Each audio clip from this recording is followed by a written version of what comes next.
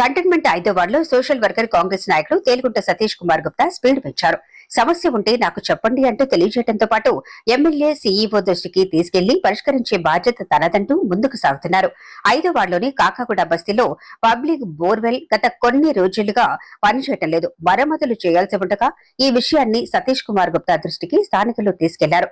వెంటనే అక్కడ పర్యటన చేపట్టి వారి ప్రాంతంలో ఉన్న సమస్యలను అడిగి తెలుసుకోగా మంచినీరు, వీధి దీపాలతో పాటు పలు సమస్యలను సతీష్ దృష్టికి తీసుకురావడంతో వీలైనంత త్వరగా సీఈఓ మధుకర్ నాయక్, ఎమ్మెల్యే శ్రీ గణేష్ దృష్టికి తీసుకెళ్లి పరిష్కరిస్తారంటూ హామీ ఇచ్చారు.